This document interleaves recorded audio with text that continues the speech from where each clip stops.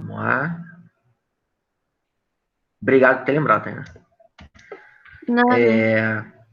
Então, a partir de 1922, a gente começa a observar uma agitação intelectual e política aqui no Brasil, né? Porque em 1922 eu tenho a fundação do Partido Comunista Brasileiro, ou seja, o primeiro partido assumidamente comunista aqui no Brasil.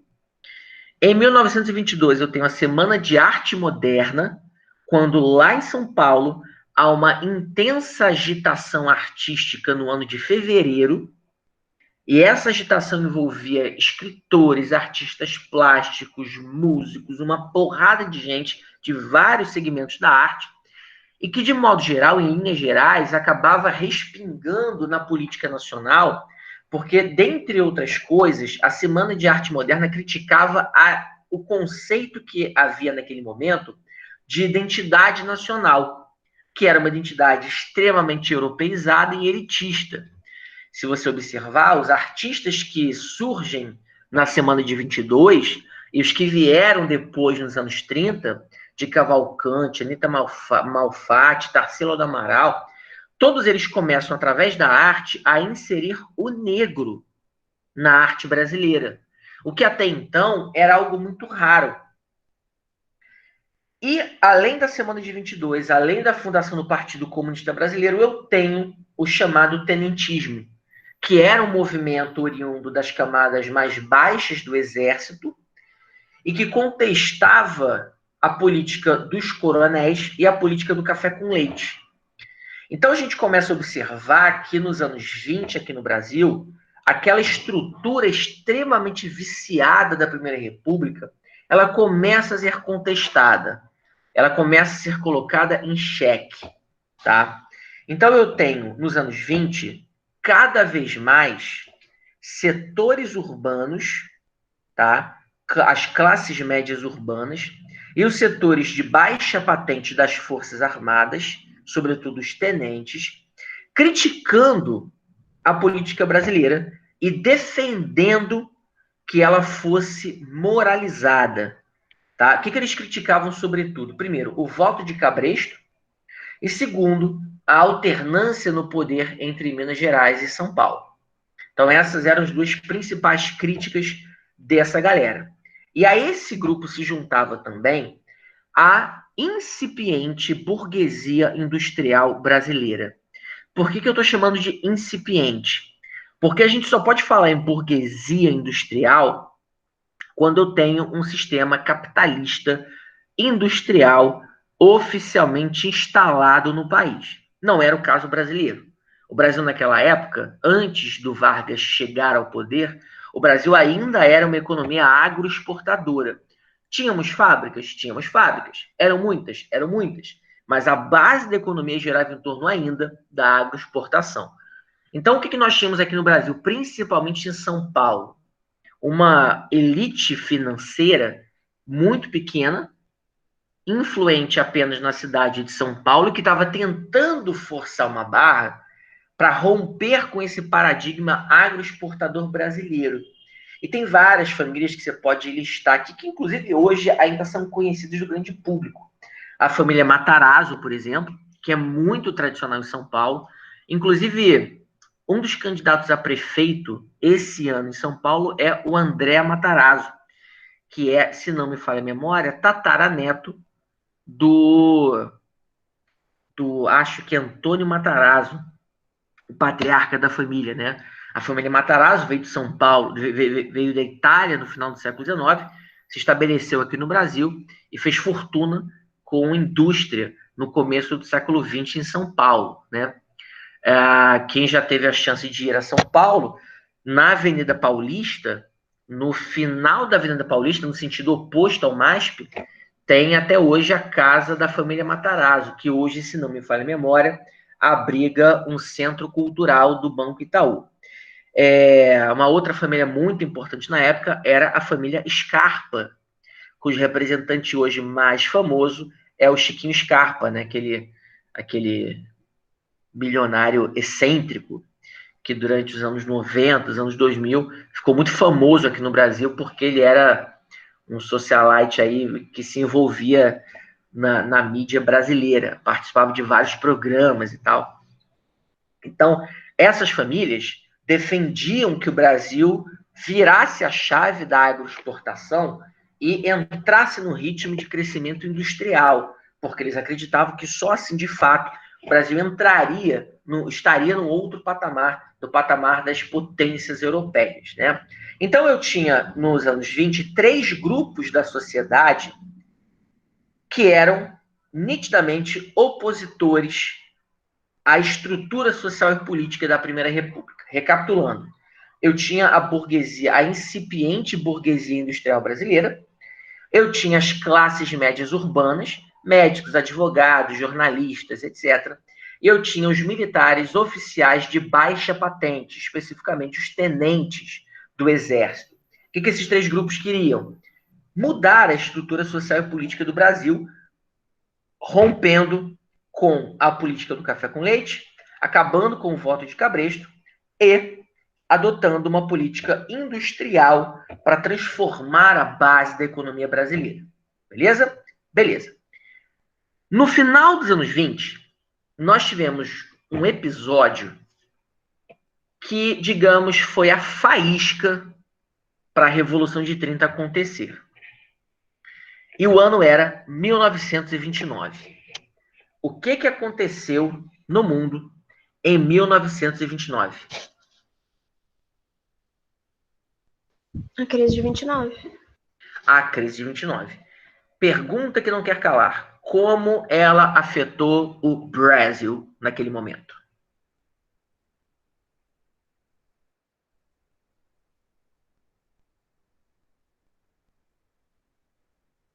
Em relação à exportação, né, de produto agrícola. Exatamente. Sobretudo o café brasileiro, né? Não sei se vocês já repararam, mas americano, ele não bebe café, ele injeta na veia, né? Que já teve a chance de ir a uma cafeteria americana alguma vez na vida, pode observar que eles não tomam xícara de café, eles tomam um copo de café, né? E tem umas cafeterias lá que são bizonhas, vendem um café em balde praticamente, e aquele café horroroso americano. Então, o americano tradicionalmente bebe muito café, né? E esse café vinha sobretudo do Brasil. Só que o café, convenhamos, não é algo necessário para a sobrevivência humana, né? Muito embora todos aqui sejamos viciados em café, a gente consegue sobreviver sem ele durante algum tempo, né? E numa emergência, a primeira coisa que a gente vai cortar é o supérfluo. Então, o americano passa a cortar o café importado da sua lista de compras. Isso afeta a economia brasileira e o Brasil entra numa crise de produção cafeeira, onde havia uma superprodução, mas havia um subconsumo de café. E o que isso tem a ver com a chegada do Vargas ao poder? Durante toda a Primeira República, havia um acordo entre o governo brasileiro e os produtores de café, convênio esse que foi firmado na cidade de Taubaté em 1906, que determinava que quando houvesse super safra, ou seja, uma produção excedente, o governo compraria as sacas excedentes para evitar o prejuízo dos produtores. E quando o governo fez essa intervenção em 1929, principalmente as classes médias urbanas e a incipiente burguesia industrial brasileira, chiaram muito, reclamaram muito dessa intervenção, né? Porque, no final das contas, essa intervenção beneficiava quem? O produtor de café. E quem era o produtor de café no final das contas? Acabava sendo o coronel, que instrumentalizava e manipulava todo o processo eleitoral. Então, no final dos anos 20, o movimento anti-oligarquias cafeeiras, ele cresce no Brasil, tá? E aí, em 1930, ocorreriam as eleições presidenciais.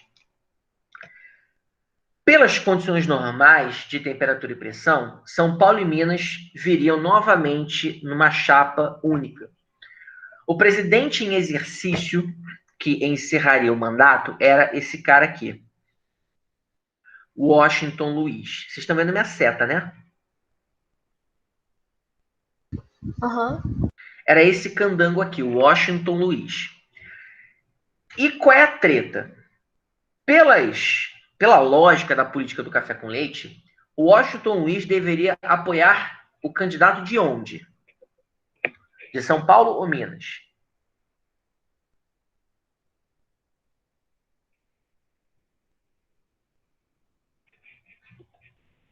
Washington Luiz era paulista, ele deveria apoiar um candidato de qual estado? São Paulo ou De Minas? São Paulo. Washington Luiz era paulista. Pela lógica da política do café com leite, ele deveria apoiar nas eleições daquele ano um candidato de qual estado? De São Paulo, né? Não, lembra que a política do café com leite é sempre um apoia o outro. Então, se o presidente em Sim. exercício era de São Paulo, ele deveria apoiar agora um candidato mineiro, tá? Sim, eu tinha entendido errado, tudo bem. E o candidato mineiro era o Antônio Carlos de Andrade, candidato que seria pelo Partido Republicano Mineiro, candidato à presidência da República. Só que olha a treta, cara, o Washington Luiz, ele acabou não apoiando o Antônio Carlos de Andrade, e ele apoiou um outro paulista, o Júlio Prestes, que não tem qualquer relação de parentesco com o Luiz Carlos Prestes. Quando o Washington Luiz apoia o Júlio Prestes, o que Minas Gerais vai fazer? Minas vai romper com São Paulo. Ou seja, Minas e São Paulo, pela primeira vez durante a Primeira República, não estariam juntos na disputa presidencial. E Minas, de sacanagem, sacanagem não, mas é porque ele não tinha, o Antônio Carlos de Andrade não tinha força política sem a ajuda de São Paulo. Então, o que Minas acabou fazendo?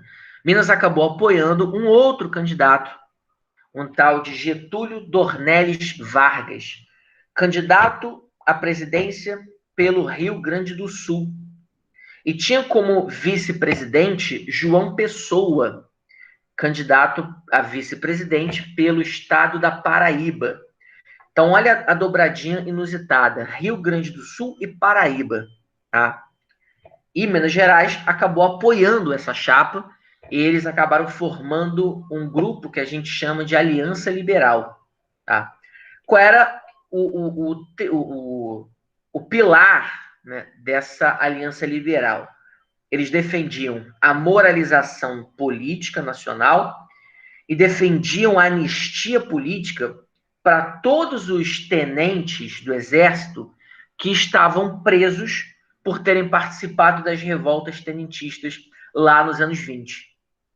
Não preciso nem dizer a vocês que a Aliança Liberal ela vai conseguir o apoio dos tenentes do Exército, das classes médias urbanas e da incipiente burguesia industrial brasileira, que ficou dividida, tá?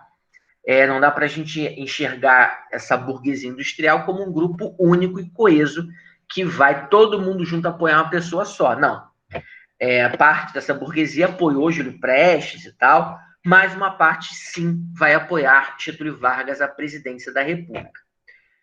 Qual é o problema? Acontecem as eleições e quem vence a disputa? Júlio Prestes ou Getúlio Vargas?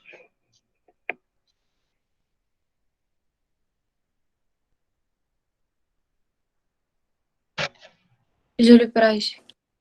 Júlio Prestes. Quando Júlio Prestes vence a presidência, qual é a primeira coisa que a Aliança Liberal faz? Eles acusam São Paulo de fraudar as eleições. Porque é óbvio, voto de cabresto permitia fraude. Então a Aliança Liberal vai utilizar esse discurso para tentar anular a posse do Júlio Prestes. Não bastasse isso, naquele meio termo ali, em que as eleições estão ocorrendo, o João Pessoa acaba sendo assassinado lá na Paraíba. Não é à toa que a capital do país, a capital da Paraíba hoje chama-se João Pessoa em homenagem a ele. Né? Antes, se eu não me engano, ela chamava-se Paraíba do Sul, Paraíba do Norte, uma coisa assim. Então, imagina, Getúlio Vargas perdeu as eleições e perdeu o seu vice-presidente. Então ele vai fazer uma dupla acusação. Ele vai acusar São Paulo de ter fraudado as eleições e de ter mandado matar o João Pessoa. Isso riscou um fósforo que incendiou um barril de pólvora naquele momento. E lá no Rio Grande do Sul, uma parte do exército brasileiro que estava aquartelado nos quartéis do Rio Grande do Sul, aqui eu abro um parênteses para você entender, que o Rio Grande do Sul é um estado com um dos estados com maior número de quartéis do exército no país. Pergunto a você, por quê? Por que o Rio Grande do Sul é um estado com um grande número de quartéis e um grande número de efetivo militar do exército?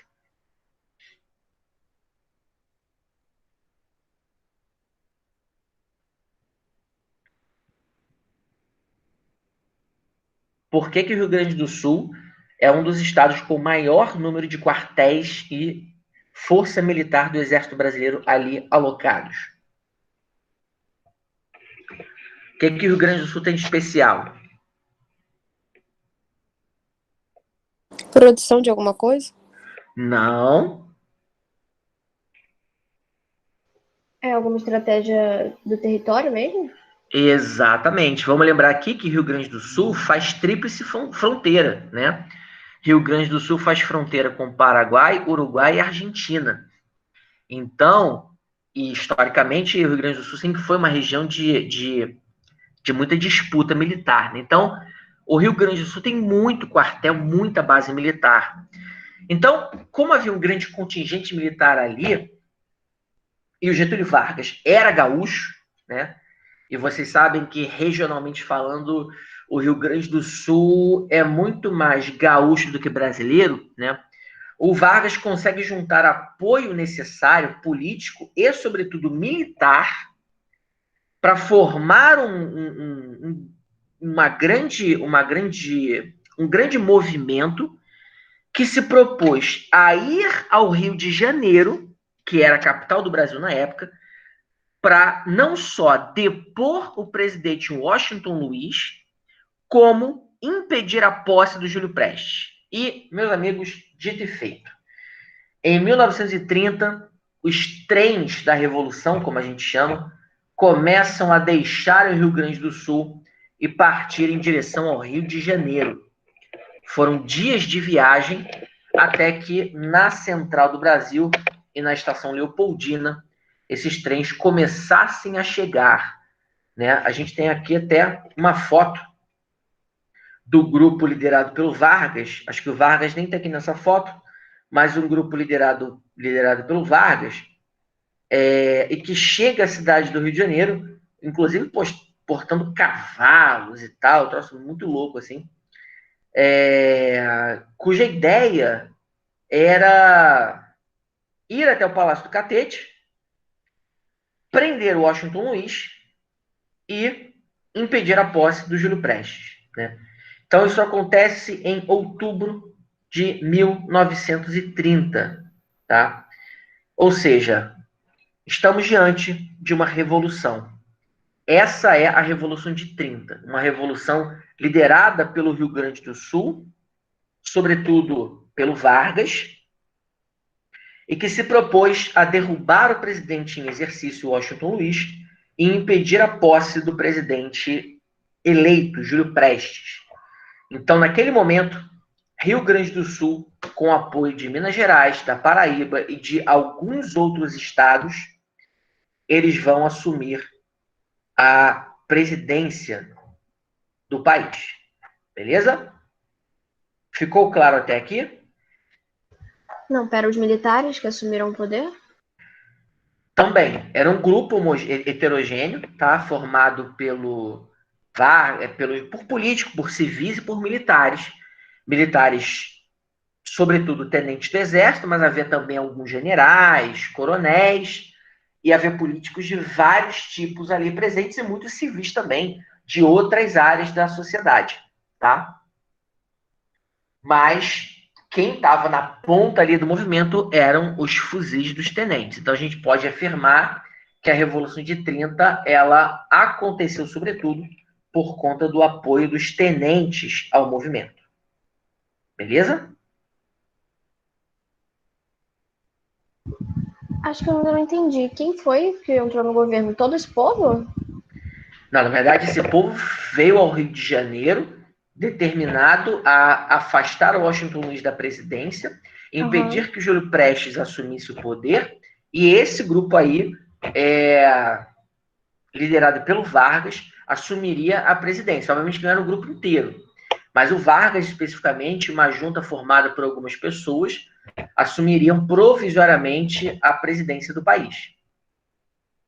Ah, sim, entendi. Tá? Então, foi uma junta governativa, como a gente fala no linguajar político. Tá? Uma junta governativa cujo principal nome era o Vargas. Tá? Então, e o Congresso Nacional, na época, obviamente, sob a mira das armas dos tenentes, o Congresso Nacional Brasileiro acabou, obviamente, ratificando a posse dessa junta governativa. Tá? E aí o que vai acontecer é que essa junta vai eleger o Vargas presidente provisório do Brasil, até que se colocasse em prática uma nova Constituição, tá? Porque, fica aqui uma dica, abram um parênteses, guardem isso que eu vou dizer para vocês, todas as vezes em que houve uma revolução, houve uma ruptura da forma do Estado.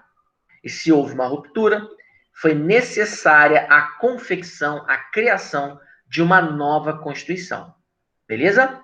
Então, qual era a tarefa do Vargas? Eram duas, na verdade. Primeira tarefa, colocar em prática aquilo que ele e o grupo dele, a Aliança Liberal, defendiam tanto, que era moralizar a política, acabar com o voto de cabresto, acabar com a política do café com leite, etc, etc, etc. E, ao mesmo tempo, o Vargas também precisava liderar os trabalhos para uma nova Constituição. Tá?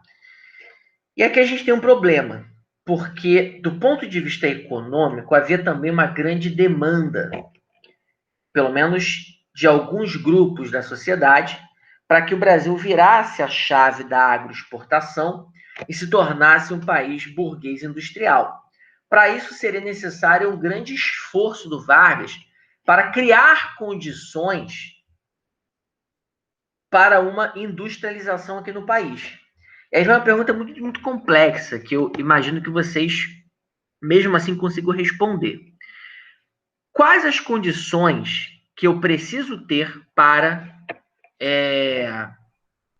fazer um processo de industrialização num país? O que é necessário para eu industrializar um país?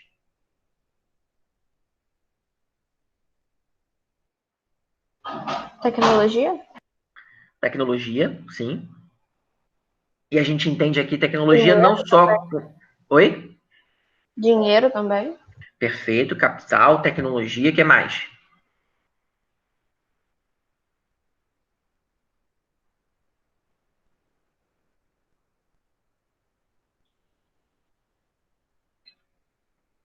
Capital, tecnologia. Tá faltando umas coisas aí. Mão de obra? Qualificada e Perfeito, mão de obra. Alguém falou ali também matéria-prima. E vou completar aqui espaço, né? Porque as fábricas precisam de espaço para serem instaladas. O Brasil tinha tudo isso. Tá? O Brasil tinha espaço, o Brasil tinha mão de obra. Só que essa mão de obra estava onde? No campo ou na cidade? estava no campo, né? Exatamente. O Brasil tinha matéria-prima?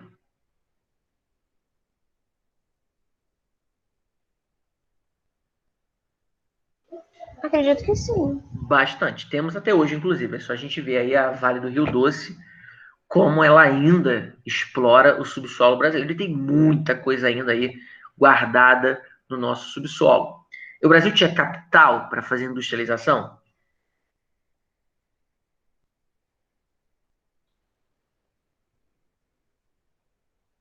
Acho que não. Sim ou não? É que isso foi depois da crise de 29, né? O Brasil tava meio ferrado, né? Sim, mas ainda tínhamos capital, muito capital, só que esse capital, ele estava, no jargão financeiro, ele estava imobilizado, né? O capital aqui no Brasil, costumeiramente, estava aplicado em terra e na produção agrícola, né? Então, qual era o grande desafio do Vargas? Primeiro, convencer o dono do capital a tirar seu dinheiro do campo e investir em indústria na cidade. Segundo, convencer o trabalhador que está no campo a ir para a cidade.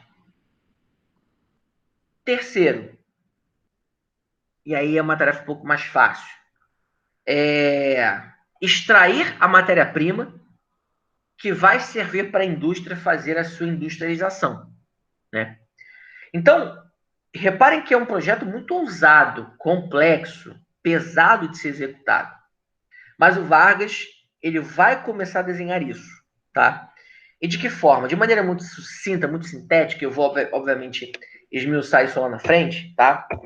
1929, a crise de 29, né, ela se reflete no Brasil de uma forma que, assim que o Vargas chega ao poder, ele vai criar o Ministério do Trabalho. Na verdade, ele vai criar a Justiça do Trabalho, tá? Que vai começar a cuidar das relações entre patrões e empregados, dando um pouco mais de segurança aos trabalhadores.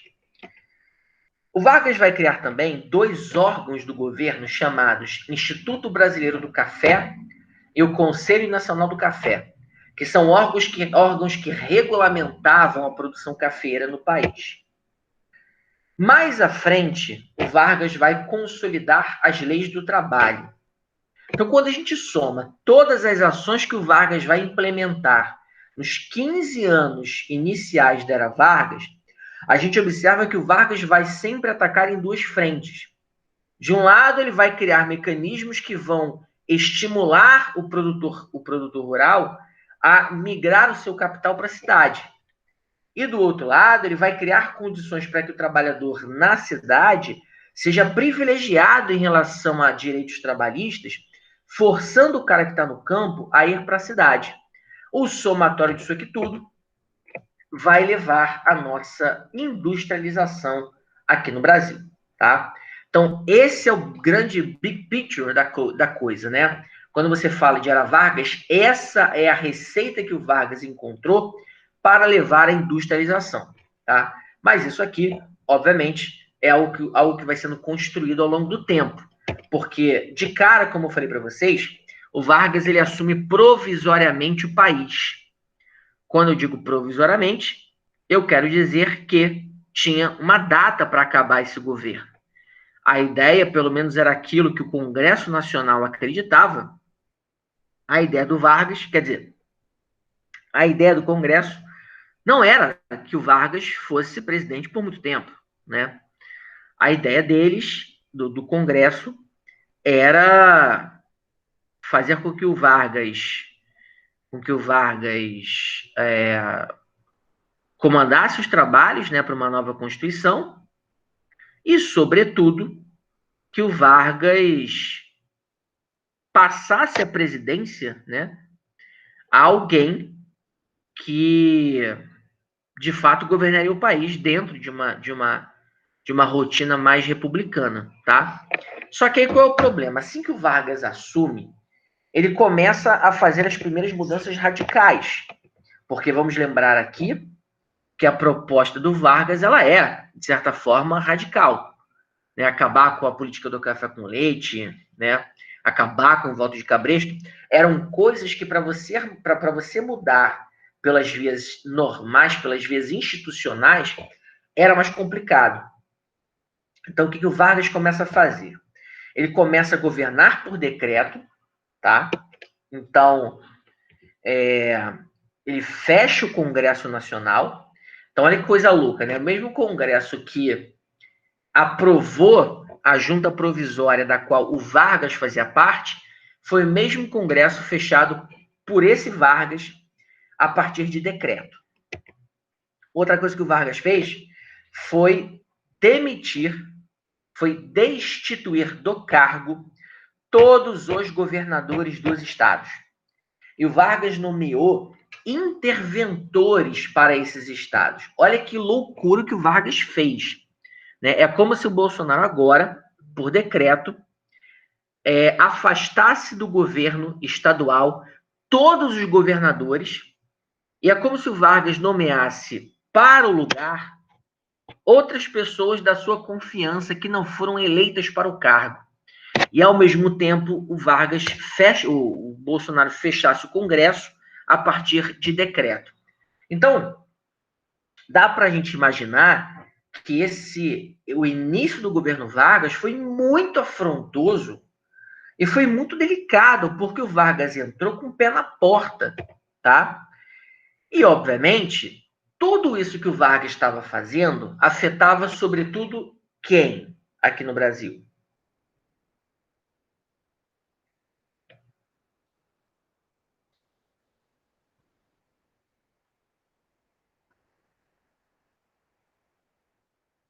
Quem que acabava sendo afetado aqui no Brasil?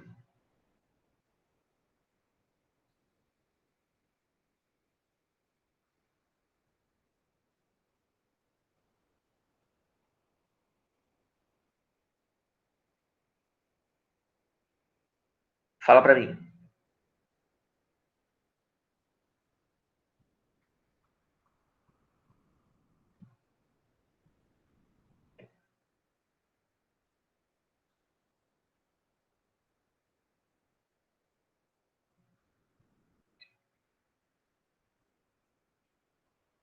Um de cada vez. Muita coisa, né? Tipo, São Paulo, os trabalhadores do campo, nesse sentido. Exatamente. E, sobretudo, o estado de São Paulo vai formar o que eu chamo de um grupo de resistência ao governo Vargas, tá? Então, o que São Paulo vai fazer? São Paulo vai literalmente pegar em armas para tentar derrubar o Vargas, beleza? E isso dá início. Repara que esse processo todo levou 1 ano e meio, mais ou menos, tá? Então foi 1 ano e meio de tensão entre Vargas e os governadores. E aí. Gustavo, Oi.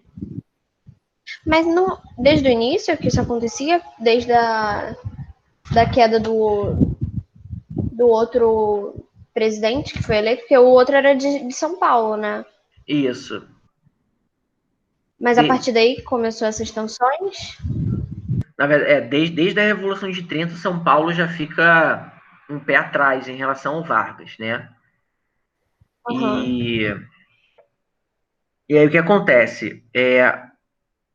Como Vargas fechou o Congresso, né?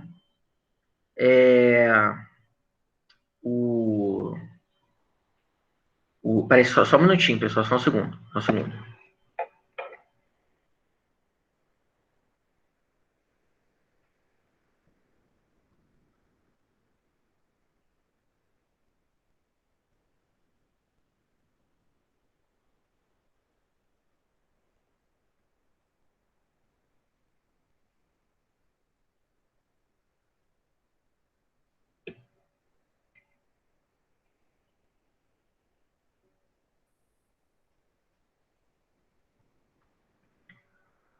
Pronto. Então, naquele momento,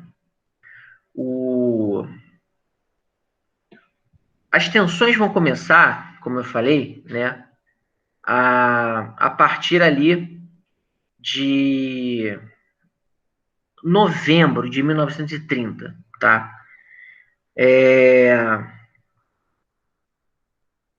E aí, o que acontece? Vargas, ele não tinha uma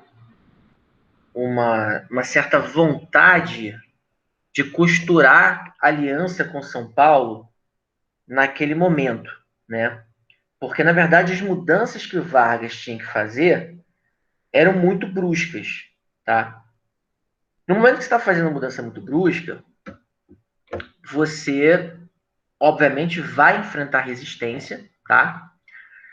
E o modo como você vai reagir a essa resistência pode incendiar ou não esse barril de pólvora. Então, o que acontece é que o Vargas, ele bota o pé no acelerador, sai fazendo as mudanças, fecha o Congresso, governa por decreto e tal, e aí São Paulo vai começar a levantar a mão, dizendo que o Vargas ele está excedendo as responsabilidades constitucionais de um presidente da República. Obviamente, São Paulo, como foi muito prejudicada, acabou sendo a voz mais alta nesse momento, né? E foi o único estado, na verdade, que se organizou para tentar bater de frente com Vargas. Porque mesmo Minas Gerais, tendo uma grande classe produtora de leite, no caso, Minas estava meio que do lado do Vargas. Vargas tinha conseguido o apoio dos mineiros nesse processo, né? Então, São Paulo, como detinha uma máquina econômica mais robusta naquele momento, São Paulo é que acabou, de fato, se mobilizando do ponto de vista militar para combater esse início do governo Vargas, né? Então, em 1932, acontece a Revolução de 32, esse é o título do movimento, né? Como a gente fala, né? E aí, a gente pode observar pelo cartaz que o apelo que São Paulo faz aos paulistanos é um apelo de quem realmente está tentando se engajar numa luta contra o governo central, né? E aí eu queria que vocês analisassem para mim esses dois cartazes e me indicassem os elementos desses cartazes que te mostram que a gente está no meio de uma guerra civil. Aliás, parênteses, essa Revolução de 32 aqui, que colocou São Paulo contra o governo federal, foi a única guerra civil que o Brasil presenciou até hoje. Fala para mim, quais os elementos desses cartazes que te denunciam isso?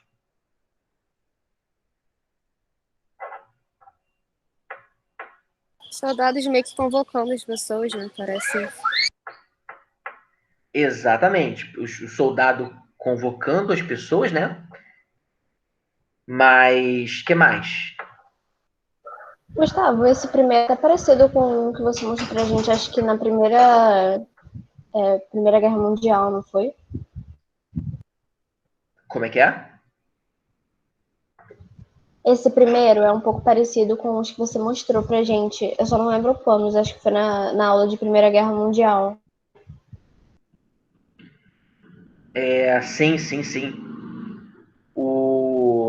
Acho que eu mostrei esse cartaz, acho que não foi na aula de Primeira Guerra, não. Ou foi?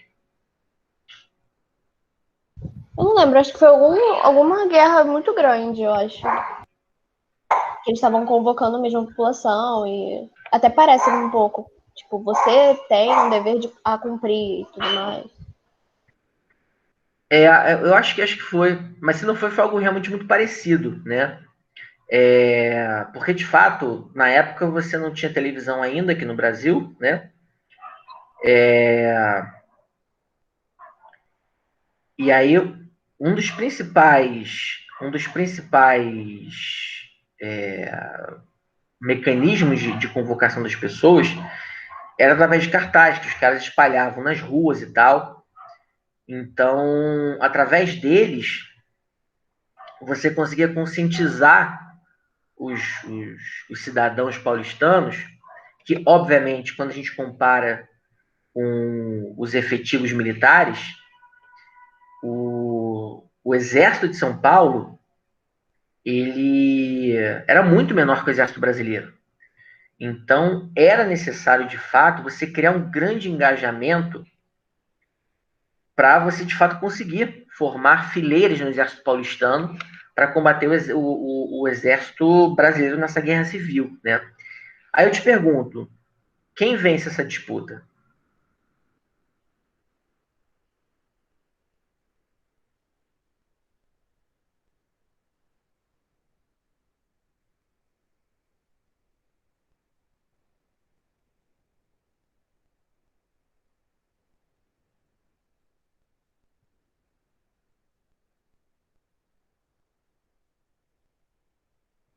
Pode repetir a pergunta, por favor? Nessa disputa entre o exército paulistano e o exército brasileiro, quem vence a disputa? O Exército Brasileiro? O exército brasileiro. Foi uma disputa fácil ou foi difícil?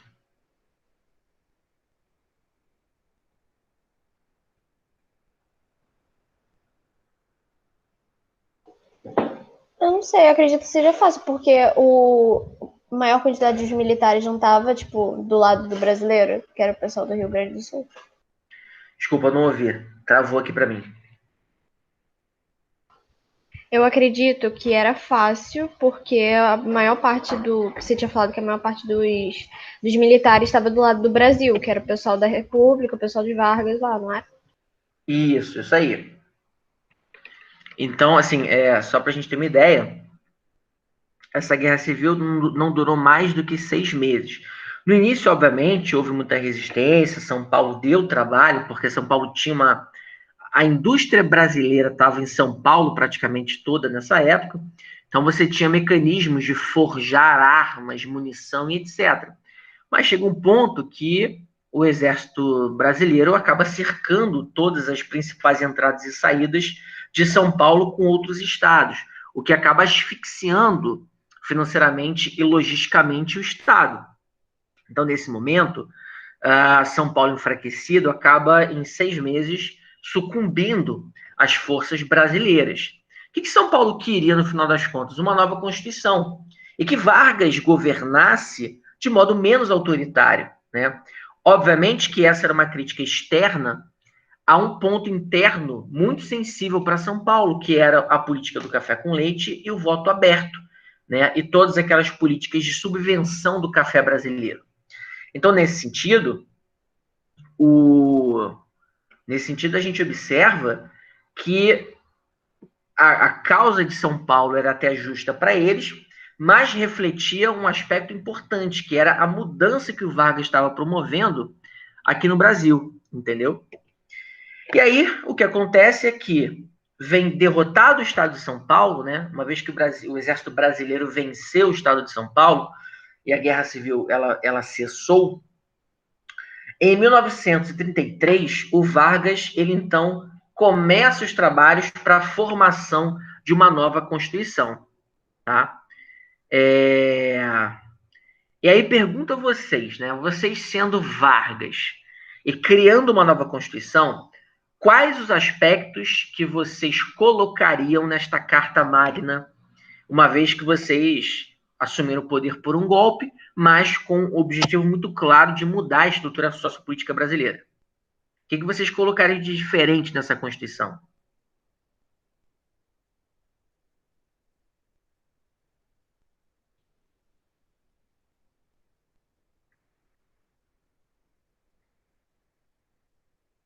Peraí, ele ainda tá com essa política de.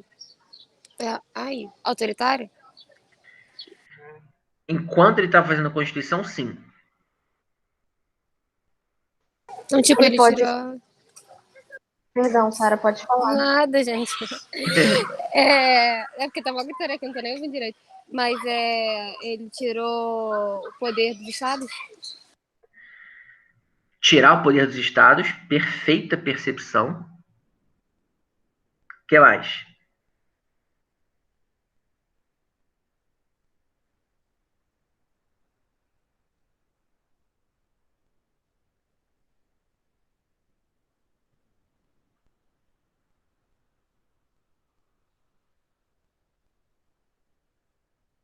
Eu pensei que talvez ele poderia impedir que acontecessem novas tomadas de poderes para ele não poder sair, alguma coisa assim. Desculpa, não ouvi, travou aqui para mim. Eu tinha pensado que ele poderia fazer alguma coisa para impedir que outros também políticos ou outras pessoas tomassem o poder igual ele fez, por isso. Essa poderia ser uma solução, né? Mas o Vargas não estava preocupado com outras pessoas tomarem o poder, não, porque naquele momento o Vargas tinha o apoio dos tenentes, tá? Só para vocês entenderem, os interventores que o Vargas nomeou para os estados eram todos tenentes do exército, tá? Quase todos, né? Nem todos, mas quase todos. Curiosamente, um dado aleatório aqui para vocês, os caras que participaram da Revolução de 30, quase todos eles estavam envolvidos lá no golpe de 64, né? Castelo Branco, Costa e Silva, Médici, todos esses caras eram tenentes na Revolução de 30 e assumiram o poder junto com Vargas, né?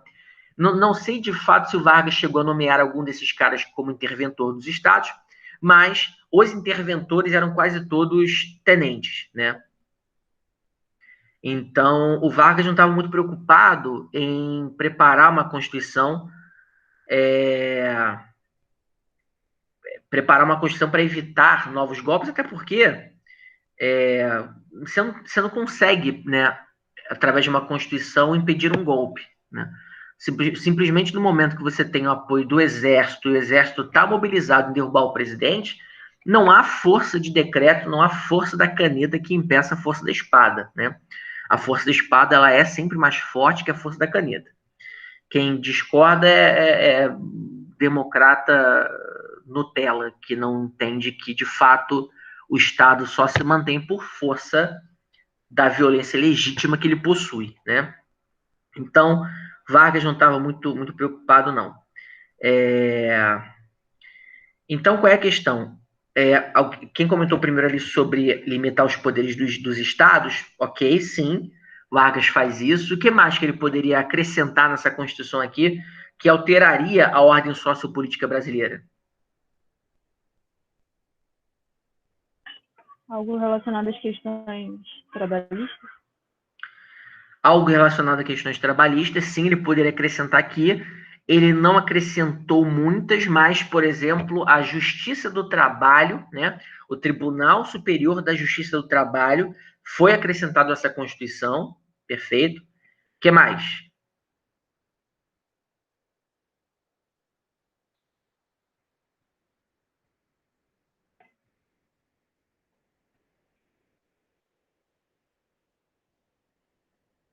Estendeu o tempo que ele fica no governo? Não ouvi. Estendeu o tempo que ele fica no governo? Opa, poderia ser, mas esse Vargas aqui que está fazendo a nova Constituição, ele é um Vargas que está tentando forjar uma cara aí de falso democrata, né? Então, o que o Vargas faz? Porque, pela regra, quando você termina os trabalhos de uma Constituição, né, quando uma Constituição ela entra em vigor, você automaticamente precisa convocar eleições para formar uma Assembleia Legislativa Nacional, para formar um novo Poder Executivo. E, pela regra, assim que o Vargas acabasse aquela Constituição, ele deveria convocar eleições livres e diretas para que a população escolhesse um novo presidente. Mas vamos lembrar aqui que o Congresso estava fechado. Então, o Vargas conduziu os trabalhos para a nova Constituição e esses trabalhos foram direcionados para o próprio Vargas ser eleito presidente em 1934, né? Então, essa Constituição ela estabeleceu, dentre outras coisas, o monopólio do Estado sobre algumas indústrias, ou seja, setores como, por exemplo, minério, petróleo ou coisas do tipo, ficariam sob a inteira responsabilidade e controle do Estado, tá? Segundo ponto, nacionalização de algumas empresas. Havia empresas que o Vargas julgava serem estratégicas para o Estado. Essas empresas, caso fossem privadas, elas seriam nacionalizadas, ou seja, passariam para o controle do Estado, obviamente mediante aí uma indenização paga aos proprietários daquela indústria. Outra coisa importante, e essa foi talvez uma das mais importantes, o voto secreto. Se um dos problemas da Primeira República era o voto de cabresto, né, esse voto de cabresto acontecia porque o voto era aberto, declarado nas sessões eleitorais, quando você bota o voto secreto, você automaticamente acaba, ou pelo menos na teoria, acaba com o poder dos coronéis. E a outra mudança, tão importante quanto, foi o voto feminino. Então, repara que o Vargas, chega ao poder com o apoio dos tenentes, de vários estados dissidentes de São Paulo, com o apoio de alguma burguesia industrial brasileira, e o Vargas agora está incluindo a mulher na sua pauta, na sua agenda política. Então, Vargas é o cara que vai costurando uma série de relações com vários setores da sociedade. O Vargas é um cara que, apesar de governar por decreto, ele é um cara que inclui diversos atores sociais na sua agenda política. E aí o que a gente vai ver na aula que vem é que, uma vez que o Vargas terminou os trabalhos da Constituição, e essa Constituição entra em vigor, o Vargas, então, convoca eleições. Só que, olha o que o Vargas malandramente faz. Ao invés de convocar eleições diretas, o Vargas ele reabre o Congresso Nacional e estabelece votação indireta para presidente da República. Ou seja, caberia ao Congresso Nacional eleger o presidente da República para um mandato de 4 anos. E quem acabou sendo eleito foi o próprio Getúlio Vargas. Ou seja, o Vargas bateu o escanteio e ele mesmo correu para cabecear. O Vargas liderou o trabalho da nova Constituição e ele mesmo acabou sendo o primeiro presidente para exercer, para governar o Brasil a partir de uma nova Constituição Federal. E o que a gente vai observar na aula que vem é que nesse período aí que vai de 1934 a 1938, né, que corresponderia aí ao mandato de presidente do Vargas, o cenário político internacional acabou influenciando o Brasil e o que nós observamos é uma nova composição de forças naquela época e que acabou influenciando os caminhos da era Vargas a partir daquele momento. Beleza? Ficou alguma dúvida até aqui?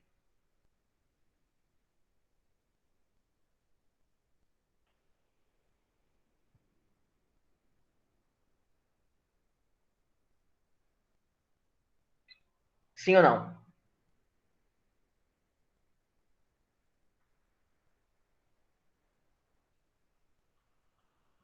Ficou alguma dúvida até aqui? Não, tudo bem. Não, tá tudo bem. Beleza, então. Então, na semana que vem, a gente finaliza a Era Vargas e avança para Guerra Fria, tá? Aliás, semana que vem... não é feriado, não. Feriado é na segunda-feira. Então é isso, meninas. Até quinta-feira que vem. Bom restinho de semana para vocês. E qualquer dúvida, chama lá no Zapperson. Beijos. Gustavo, só uma Oi, coisa. diga A lá. gente já terminou a Segunda Guerra? A gente vai terminar na semana que vem, porque eu vou retomá-la para poder falar do final da Era Vargas. Tá? Porque quando a gente entra no Estado Novo do Vargas, a partir de 1942, quando o Brasil entra na guerra, aí eu tenho que voltar a falar de Segunda Guerra Mundial para a gente entender aquele contexto ali. Tá, tranquilo. Beleza. Então é isso, bebidas. Beijos, boa semana para vocês. Até a semana que vem. Você também, beijo. Valeu. Tchau.